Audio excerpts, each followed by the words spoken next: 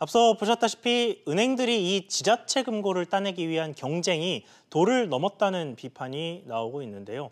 높은 출연금을 이 입찰 때 써내면 은행의 이익에도 뭐 그렇게 좋지는 않을 것 같은데 왜 이 같은 출혈 경쟁이 끊이지 않는 건지 취재기자와 이야기 나눠보겠습니다. 박규준 기자 나와 있습니다. 박 기자, 예. 은행이 이 시금고, 뭐 지자체 금고 이런 걸 따내는데 왜 이렇게까지 혈안이 돼 있는 건가요?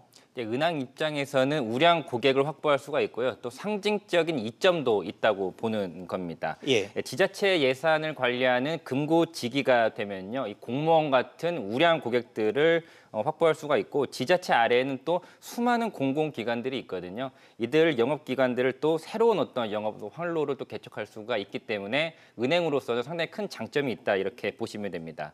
사실 지난해 서울시 금고 입찰 과정 이 사례가 이러한 현상들을 단적으로 보여주는데요. 예. 이 104년 만에 서울시 금고지기가 아시는 것처럼 우리은행에서 신한은행으로 이제 바뀌었는데 이 바뀌는 데에는 출연금이 결정적인 영향을 줬다는 게 은행권 전반에 파다하게 퍼진 그런 입장입니다.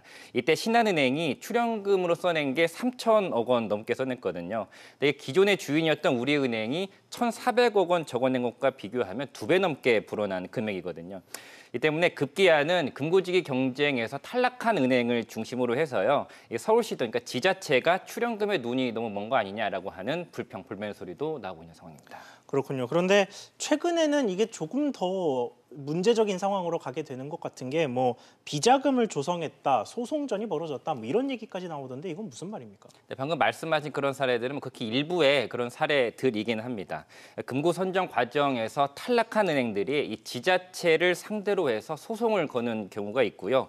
또 금고 선정을 위한 로비성 자금을 비자금으로 따로 별도로 조성하는 등의 일까지 벌어지고 있는 이러한 형국입니다. 예. 예를 들면 신한은행 같은 경우에는 올해 1월에 인천시금고로 선정되기 위해서 로비 자금을 조성하기 위해서 회사 돈을 빼돌린 혐의로 올해 1월에 지점장이 징역 1년, 또 집행유예 2년을 선고받기도 했거든요. 이런 출연금 과열이 문제인 점이요. 결국 이러한 출연금 자금이 고객한테서 걷어들인 예대 마진에서 현금성 지원으로 나가는 게 있고 또 과도한 지출이 결국에는 은행의 건전성에 부정적인 영향을 미친다는 점입니다. 예. 이 때문에 지난날에 행정안전부도 이 출연금, 이 협력사업비 배점을 기존에는 4점이었는데 이를 2점으로 낮추고 금리 등의 어떤 다른 부분의 배점을 높이는 내용으로 새로운 금고선열 평가 기준을 마련하기도 했습니다. 그러니까 애초에 평가 기준에 돈을 많이 내는 게 높은 점수를 받는 뭐 이런 기준이 있었다는 얘기인데 이것부터가 좀 충격적이긴 하네요.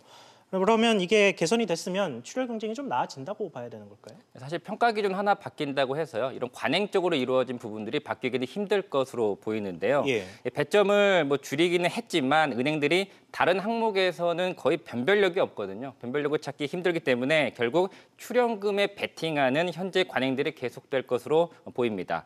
당국도 이를 문제라고 보고 이제 방안을 검토하고 나선 상황인데요. 금융당국은 은행법상 이 협력사업비를 고객에 대한 부당한 현금성 지원으로 보고 리베이트로 규정하는 방안도 검토하고 있는 것으로 알려져 있는 상황입니다.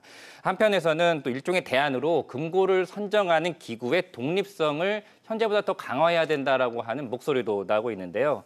사실 지금도 지자체 의원 등으로 구성이 된 금고지정심의위원회라는 게 있는데 그 구성원들을 좀 더 다양화하는 방식들을 포함해서 심사의 공정성 또 독립성을 강화해야 된다 이러한 지적들이 나오고 있습니다. 그렇군요. 박규준 기자 수고했습니다.